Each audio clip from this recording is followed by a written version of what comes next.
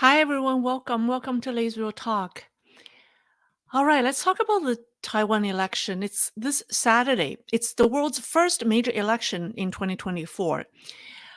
It will be Taiwan's general election, right, to elect for a president, a vice president, and legislators.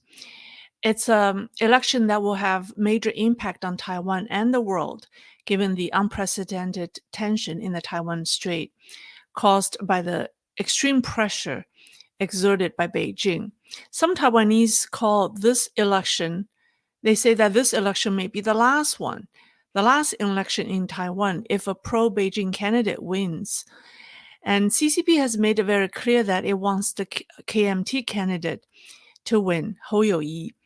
People fear that the pro-Beijing KMT would voluntarily subject their governance to the wishes of Beijing, and therefore Taiwan will become another Hong Kong. And that's why people fear that it may be the last election that Taiwan will have. So, as usual, the CCP has tried to interfere with Taiwan's elections, and the excuse for interfering is the so-called anti-Taiwan independence. And the CCP has identified William Lai, the current VP and presidential candidate for the DPP, the Democratic Progressive Party, as a separatist and a war maker. However, Lai has repeatedly stated that he is not seeking to change the status quo. At his press conference on the 9th, he said Taiwan is already a sovereign and independent country, and there's no need to declare independence separately. So, tonight we will address, first of all, why Beijing is so obsessed with Taiwan unification. I had talked about this before, but I want to quickly address that because people continue to ask me that question. And then we'll talk about, will 3% votes change the results of Taiwan's election? And then last but not least, we'll talk about Beijing's tactics of interference. I think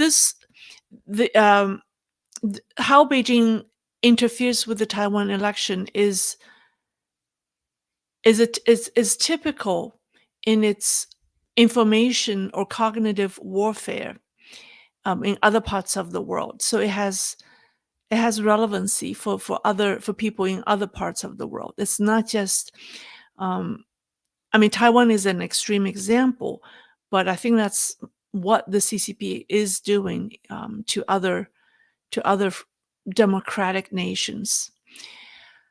All right, so first things first, why Beijing is so obsessed with Taiwan?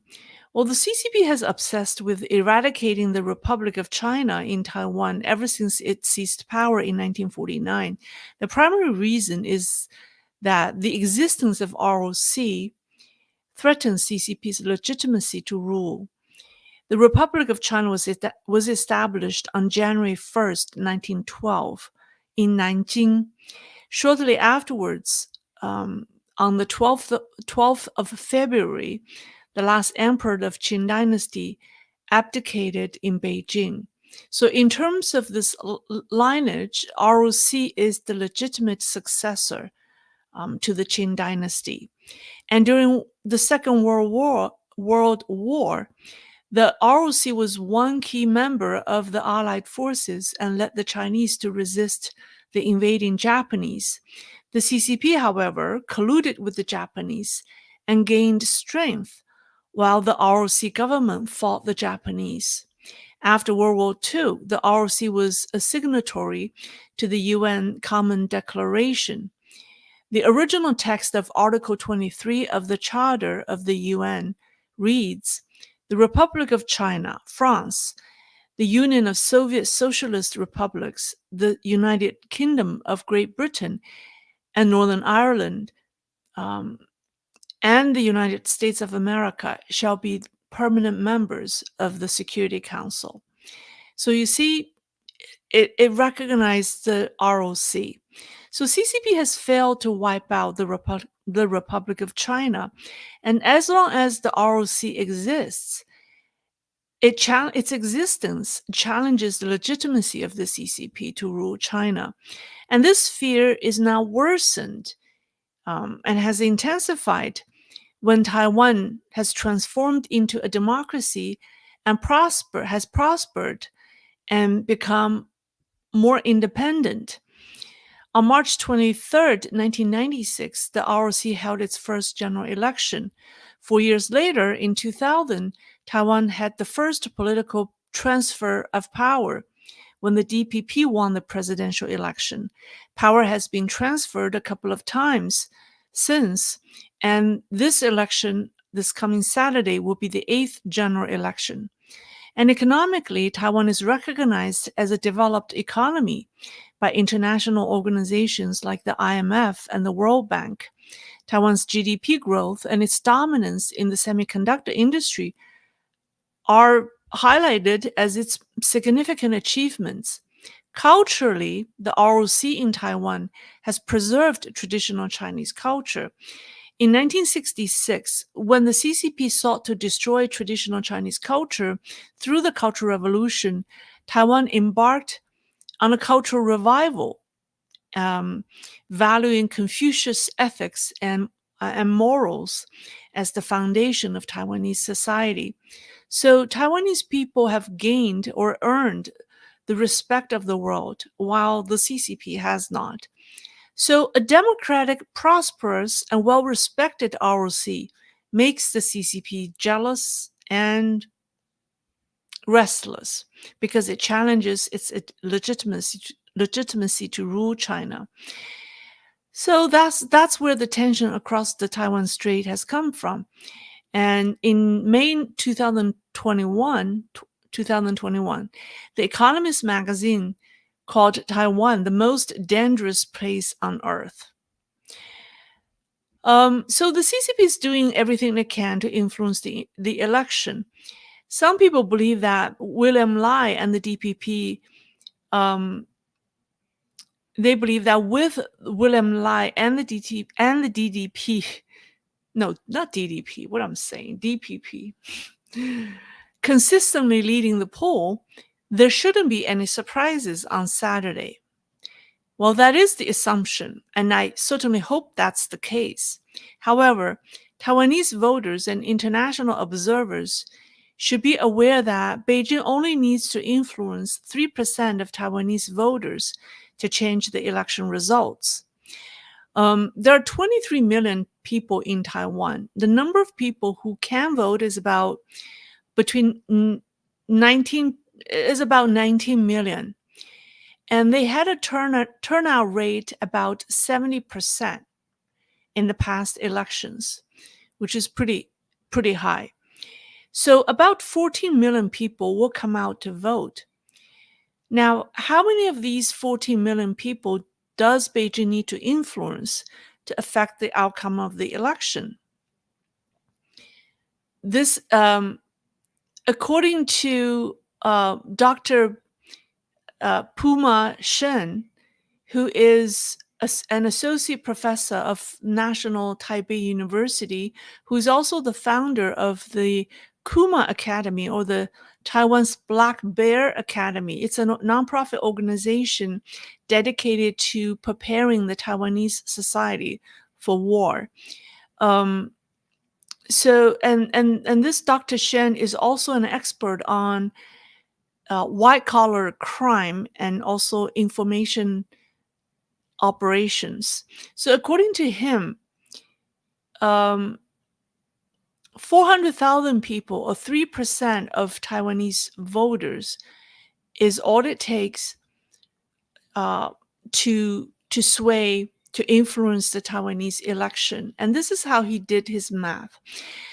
During the 2016 election, the DPP took the majority in the Taiwanese legislative body with about 60 seats, and the KMT had about 30 seats. And then in the 2020 election, the results was about the same, with DPP having 61 seats and the KMT 38. But the difference in the total number of votes between the two parties was about 800,000 votes. In other words, 800,000 voters gave DPP a major win. and this accounted for 6% of the total votes. So according to Dr. Shen, if half of that, it only took Beijing half of the 6% of the votes to swing, and that could change the results of the election, and that's about 400,000 votes. Now, mainland Chinese media had reported previously, I think it was in 2016, it had reported that about 2 million Taiwanese living in the mainland. So in 2016, there were about 2 million Taiwanese living in the mainland. And in Shanghai alone, there were about 500,000 Taiwanese. I think the number has reduced in the past couple of years. So, and Dr. Shen, that if the total number of Taiwanese living in China is being coerced by Beijing to return to Taiwan to vote, and that's over 400,000 people, and they can change the result of the election. And just yesterday, I saw on the internet that a Taiwanese student studying in mainland China, was asked by the mainland Chinese official to kind of sign a pledge to vote according to I think he was asked to return to Taiwan to vote, and I think the CCP, the mainland Chinese government, was going to pay for his trip to return to Taiwan to vote, but he must vote KMT. So the concern is that if all the Taiwanese people living in mainland China are forced by the CCP to vote in the upcoming election, that could change the result of the election. And if you break down the 400,000 votes needed to swing the election at the local level, at the local district level, there are more than 70 constituencies in Taiwan. And that is to say, in each constituency, Beijing only needs to influence about 5,000 votes to change the result. And so 5,000 people is not a very big number, isn't it? So in order to achieve this, Beijing has been going all out to influence the Taiwanese public. And now let's talk about how Beijing has meddled with the Taiwan elections. Well, first and foremost is verbal warnings by the CCP leader, Xi Jinping himself, and his Taiwan Affairs Office.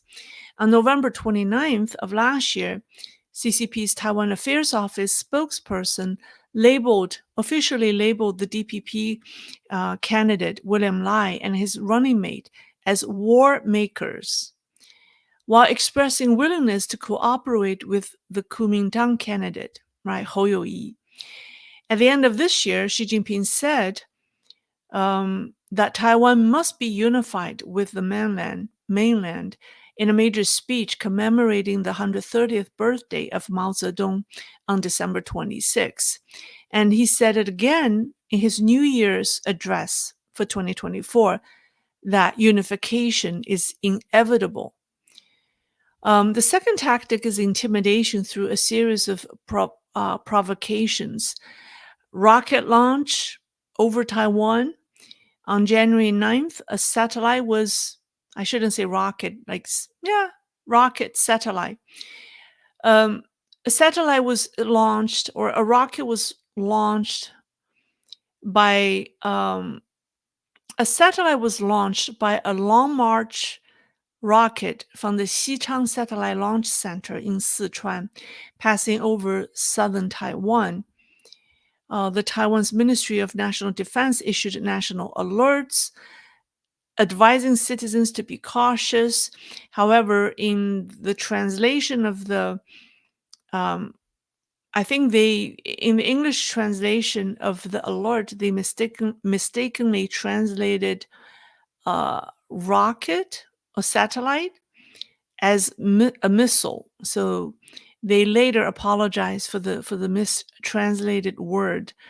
But this was believed that the timing, I mean, the fact that it was launched 4 days before the election, I mean, is telling you that it was intentional. Military exercises in the East China Sea on January 8th, China's Maritime Safety Administration announced live fire drills from 10 a.m. to 3 p.m. in parts of the East China Sea and warning vessels not to enter the designated area. Airspace intrusions from January 6th to 10th. There were multiple instances of aircraft entering the southwestern air defense zone, and warships moving in nearby waters. And then high altitude balloons, right, from December 7th, 2023 to January 10th, around 30 CCP balloons crossed the median line of the Taiwan Strait or directly traversed Taiwanese airspace. So that's the second tactic. And the third tactic is influencing Taiwanese politicians by providing campaign funds.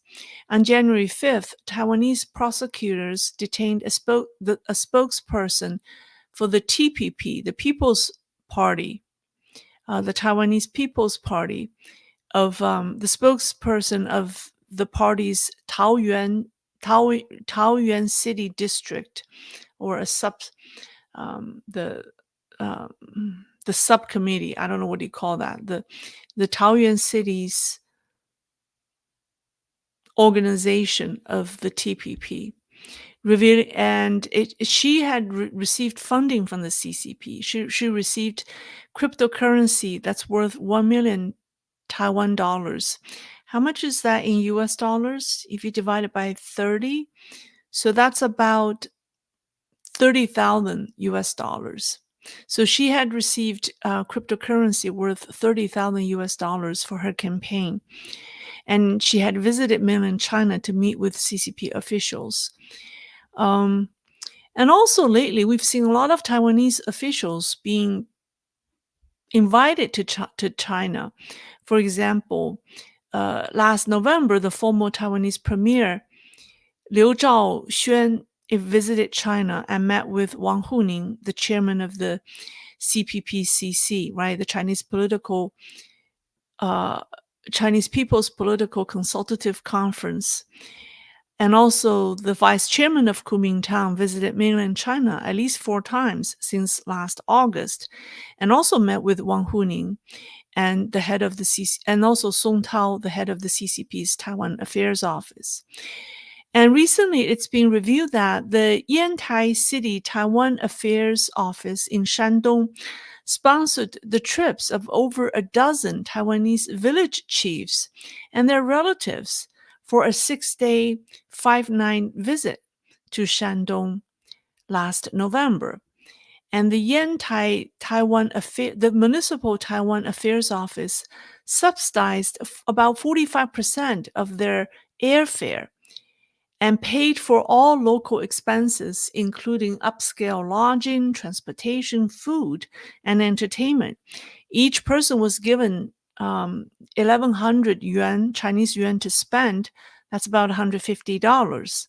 And during the trip, former and current directors, deputy directors, and division chiefs of the Municipal Taiwan Affairs Office had meals with the group and directly solicited support from them during the election. And number 4 is economic coercion. On December 21st last year, the CCP's Tariffs Commission announced the suspension of preferential tariff rates under the Economic Cooperation Framework Agreement, which is ECFA, for certain imports from Taiwan, effective January 1 of this year.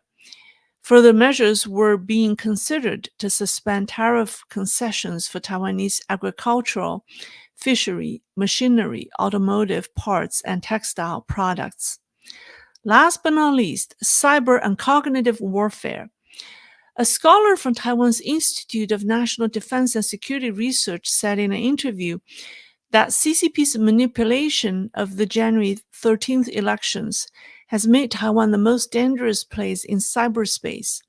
And according to a researcher from the institute, Taiwanese businesses experienced on average 3,245 attacks per week in the first half of 2023.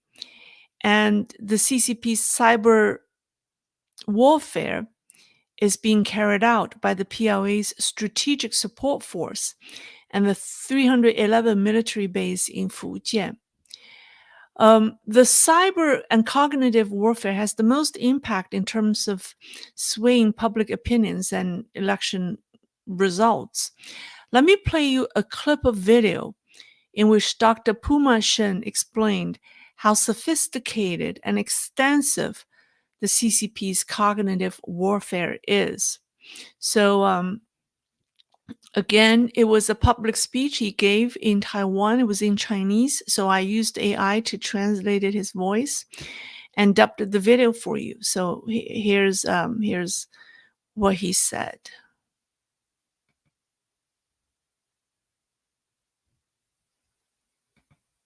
Here we go. Let me start from the very beginning. Let me ask you another question. Let me put on my earphone. I can't hear anything.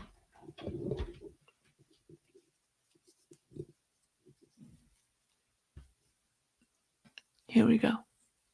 Let me ask you another question. How many YouTube channels does China's internet army upload daily? Not videos. I mean channels in one day. China uploads 200 YouTube channels a day. Let me tell you another example. Remember when we were in the middle of the pandemic, the Ministry of Health and Welfare was working very hard to help us keep COVID at bay. At that time, China made a channel to attack Minister Chen Shizhong, and the total number of views in Taiwan was 30 million. Wouldn't you think the 30 million views can affect 3% of the votes? And what's even more frightening is that today, China is spreading that slander against Minister Chen. Do you know where they did it? They went to Tsai Ing-wen and William Lai's support groups to beat Minister Chen up. You'd think that's strange. The Tsai and Lai support groups support the DPP government, right? Why would they believe the slanders against Minister Chen? Well, the reason exposes why the Communist Party is the scariest thing. The mainland Chinese set up the Tsai and the Lai support groups on Facebook. For an entire year, they praised the DPP government. They waited till they got a bunch of DPP supporters. They then slowly started dropping the conspiracy theories about the Ministry of Public Health and the rumors about Minister Chen. This online group is thus totally influenced and thinks that the DPP is doing a lousy job in domestic affairs and only cares about defense and foreign affairs. This is what the Communist Party started to do 2 years ago. I was talking about Facebook and YouTube. Have you heard of Douyin or TikTok, which is its international version? Many young people use TikTok. There are two most popular videos. One is called DPP Stepping Down, and the other is called DPP Can't Handle Domestic Affairs. The videos have a total of 52 million views in Taiwan this year. If you are a TikTok user, you'll see that all videos are cursing the DPP. The People's Party and the KMT have all positive news. When you find that 99% of the problems are related to one political party, you will think that party is bad enough. They won't say anything about how great China is. They keep telling you that politics is dirty, that all these politicians are screwing around, and that you should live your own lives and don't bother so much. That's what they're trying to do. Okay, so I have pasted the link of his speech in the description. You can, if you speak Chinese, you can watch that video. And another example. I mean, his speech was very insightful in explaining how sophisticated the CCP's cognitive warfare is in manipulating public opinion. And another example he gave was, and he said that their tactic, they don't always use fake news. I mean, sometimes use official data, real data, correct information. And so, for example, he said once they were, controlling, viral topics, and suddenly everyone in Taiwan was concerned about air pollution. People were talking about air pollution, and there was just so many. There were just a lot of discussion. It was trending, right? People were talking. We're talking about air pollution, and then all the content that the CCP released was using real data. So the data was real. And so after people were talking about air pollution for 1 month, and all of a sudden, when it gets close to the election, and all of a sudden the CCP dropped fake, like fake news, and accusing the DPP or some kind of underhanded dealing, by the DPP government in mishandling this crisis, or whatever they did, whatever they did wrong caused this air pollution. So, and that piece of information was false. So even if you exposed that this claim was false, it's very difficult for people to not believe that there was no air pollution, because they had already been talking and sharing reading information contents about air pollution. So that's how sophisticated the CCP's cyber warfare is. And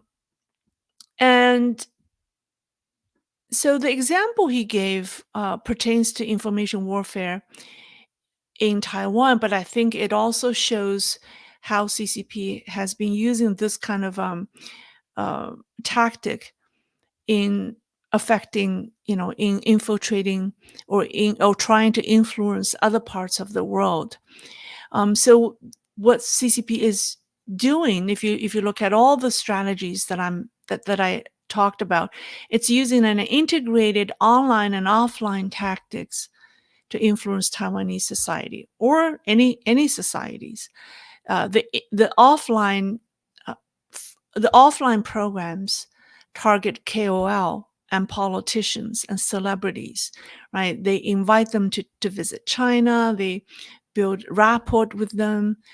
And that's the offline programs. And then the online programs target the general public. So Beijing is taking advantage of the free flow of information to spread disinformation through its offline programs, and it's also trying to influence KOL on a one-on-one basis. They study everyone, and they try to target certain groups of people by building a direct personal relations, by inviting you to China. And so this is a very, very common CCP practice, and I just want to point that out. And Dr. Shen said that CCP's narratives have deceived the Taiwanese into believing that a strong pro-Taiwan president like William Lai would make CCP upset, and therefore, if he is elected, the chances of having war with the mainland will be increased. But that narrative is false, because if a large percentage of Taiwanese cave into the CCP and are willing to give up defending Taiwan, it actually would give the CCP more confidence in attacking Taiwan. It wouldn't mean safety for Taiwan at all. So CCP's tactic is to work on 3% of the voters every year, right? And it will slowly build up from 3% to 6%, 9%, 20%. And when a large percentage of the Taiwanese people willingly accept CCP's narratives, then Beijing's chance of winning the war is very high. And if you really think about it, in the West, they're using the same tactic because a significant amount of our politicians or business communities believe that or hold the view that we shouldn't upset the CCP leadership, and if we do, they may do something irrational and therefore is not in the best interest of us. And so they're very careful in not provoking the CCP, and that exactly falls into this trap. Because if you're not firm in defending your rights, if you don't tell the CCP to back off, it will forever cause troubles for you and your allies, and it will be provocative throughout the world. So, and then the analogy is, if a gentleman is entangled in a fight with a hooligan, and the gentleman is afraid to upset the hooligan, do you think that the gentleman has any chance of winning this fight? I don't think so. I think he will lose miserably. So, so that's, this is what I want to present you tonight. Of course, the election is only 2 days away now. It's only 2 days away, and we'll see what happens.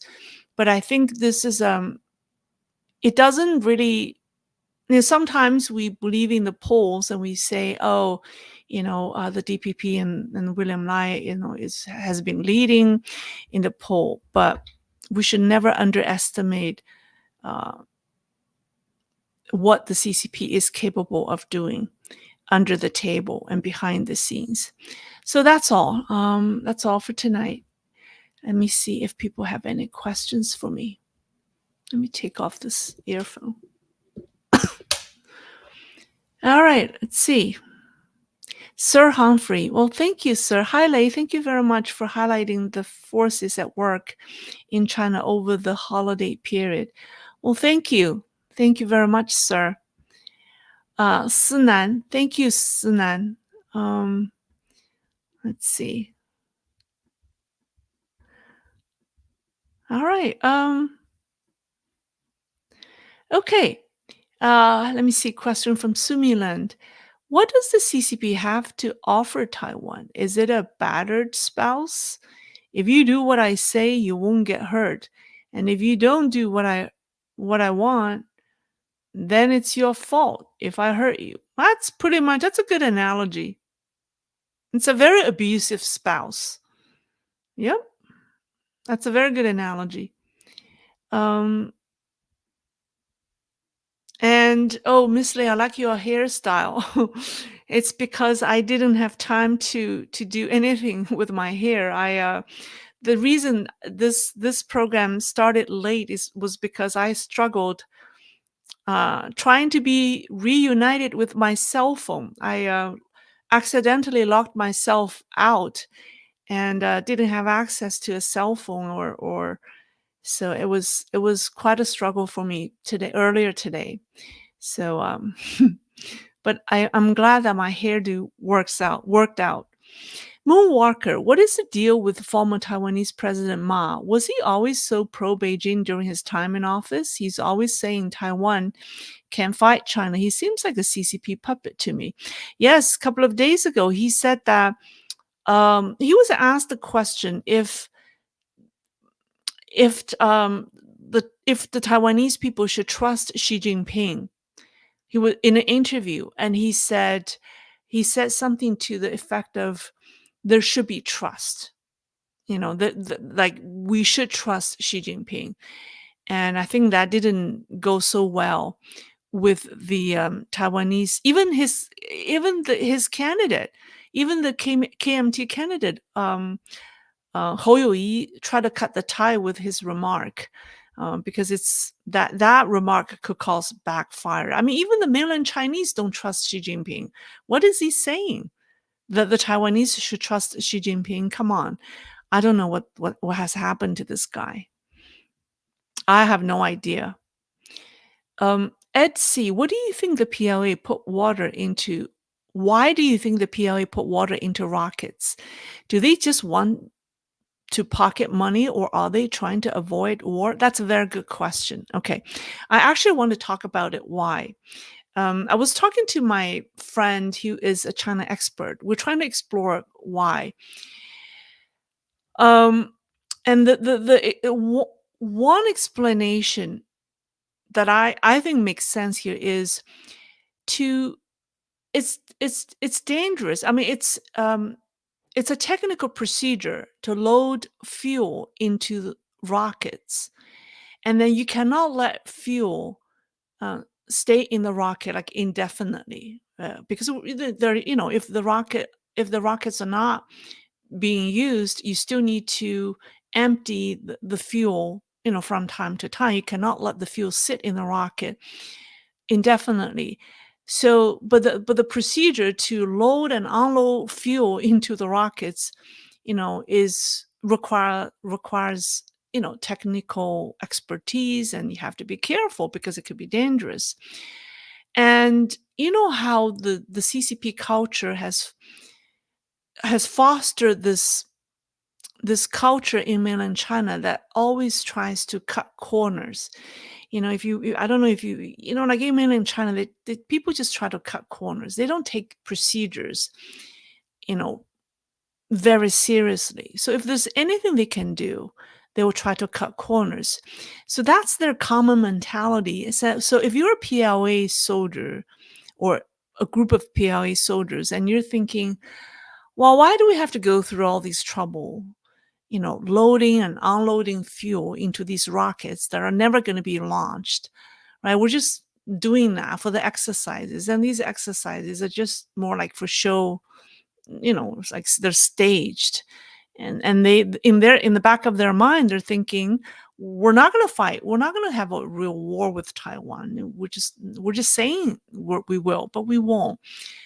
So it's too much hassle to load and unload fuel, back and forth.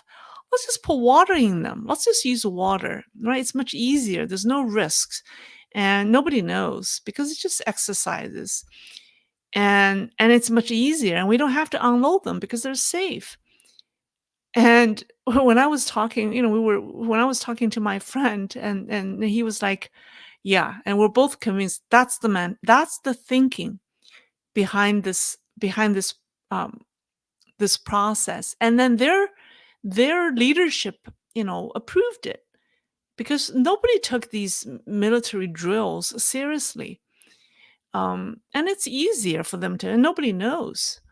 So it could be a common practice that has been going on in the PLA for quite some time. And it's not just this. It's not just the rocket force. It could be common practice in other services of the PLA, because this is a very typical mainland Chinese mindset, just cutting corners. Um, so, did I answer the question? Yeah. Okay, here's another super chat questions. Amen. I can't pronounce that, but let me see. We love you, Lei. Keep doing what you do and inform us better. As an Indian, I wish better for the Chinese people. I love them, but I hate the government who oppress its own people and be racist for others. Well, thank you very much for your adoration. Um, and I will keep doing what I do. And I agree with you. I think Chinese people are great, but their government is terrible. But thank you. All right, let's see. CSSML. What is the likelihood of China having a civil war? If China has a civil war, it will be the people against the CCP. But the chance of that happening is very small because it's unlikely. It's unlikely to be turned into a war because the people will be just overthrowing the regime, and the chances for it to grow into a war is either people will be able to overthrow the regime or not, or they will be oppressed. So it won't turn into a war because it's like, the people outnumber the government officials or the top leadership by so much. But their disadvantage is they don't have control over the military, right? So it can turn into a war because it's uneven. So either the people will overthrow the regime overnight, or they will continue to be oppressed and struggle until the moment when they are able to overthrow the regime. So it won't be a civil war. Yes, some people say Chinese people are armed. Yes, so they can. It can be a civil war. Mitsu, what will stop the PLA from ending up in Taiwan with weapons and turning on their commanders? What will stop the PLA from ending up in Taiwan with weapons and turning on their commanders, and their commanders even joining them? What will stop fear of losing what they have? Fear of losing everything they have, and that's yeah, yeah, yeah. If it happens, it must be an unorganized effort. It's very difficult for them to be organizing something that achieves this result, because they will be discovered, and it's highly dangerous. So if it happens, it would be an unorganized event. It just happened. We don't know. It's divinely inspired, or it divinely helped. It's meant to be. But it's very difficult for people to organize that because it's very dangerous. They could lose their life, they could lose everything. Um,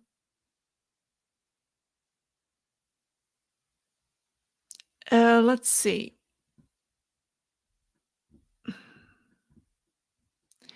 All right, that seems to be all. I answered all the questions. Oh, here's one question, Mitsu. But everything the mainland Chinese have in the cities is a death trap.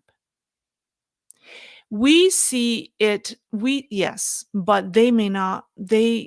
They're not aware because they know that their life is miserable, but they have not. Sometimes it's so disheartening to see how much they can bear and tolerate. Their capacity to tolerate this terrible government is amazing, but sometimes it's disheartening to see that. But yeah, but they just, what can they do? Um, I mean, they have to just accept everything and carry on. All right.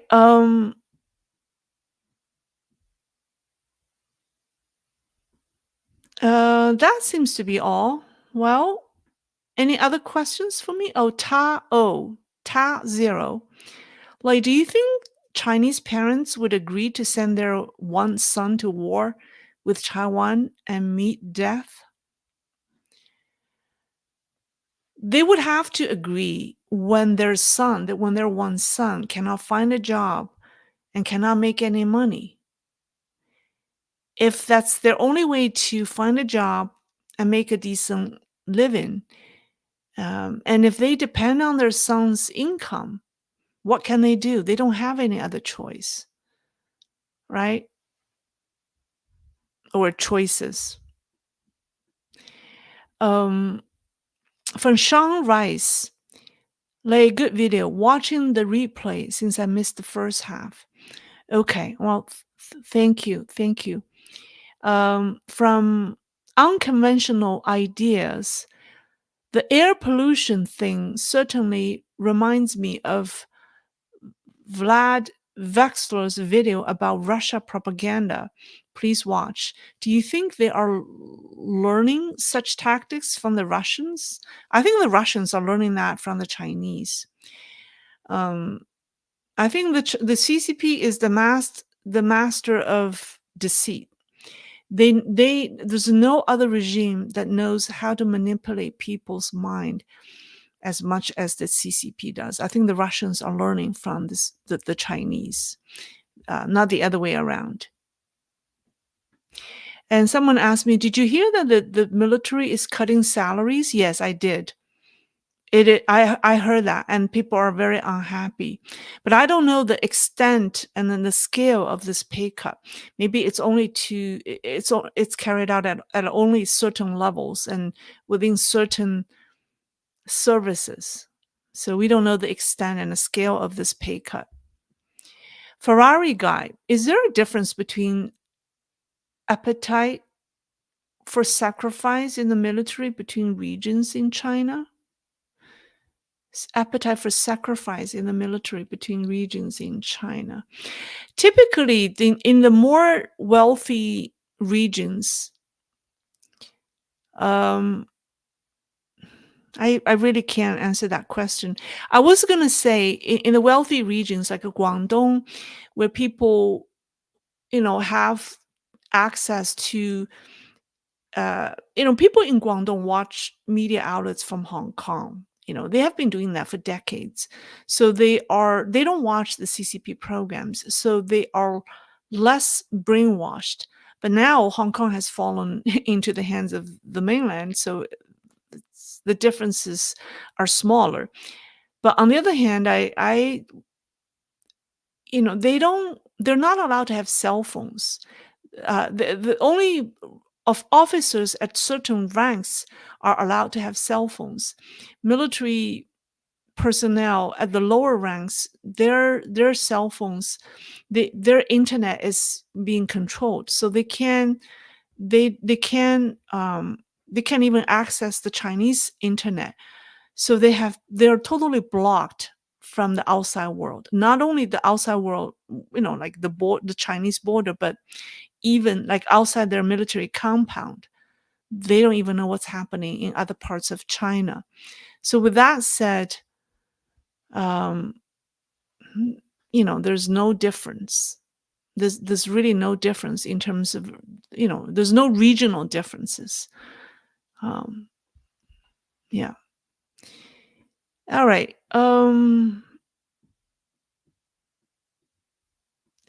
Military cutting wages, yes, I already answered that question. I heard that. Sumilan, oh, that's not addressed to me. Teacher Luke, how to change the USA's support for the CCP? How to change the USA's support for the CCP? Speaking of the USA's support to CCP, it's real. Speaking of, if you look at, if you look at the Biden-Xi meeting in San Francisco, if you look at what happened after that immediately, there's, people expected the Fed to cut rates, right? And then money started to pour into the Chinese bond market again, to buy Chinese debt. So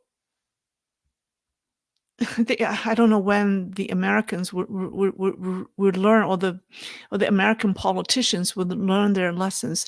I think it has to do with this mindset, like I explained earlier, that they're afraid to provoke the CCP.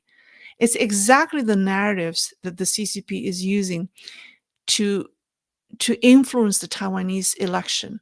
They're warning the Taiwanese public, like if you send somebody who stands up to the CCP, then the risk of war is higher, right? And so the Taiwanese fear that. They fear provoking the CCP. They want coexistence. And that's the same mentality of our politicians. But that's wrong. That mentality is exactly what will get it into trouble. CCP fears politicians who stand strong to them, who have no problem of telling them to back off. So I don't know. I think the West needs to, wake up to that.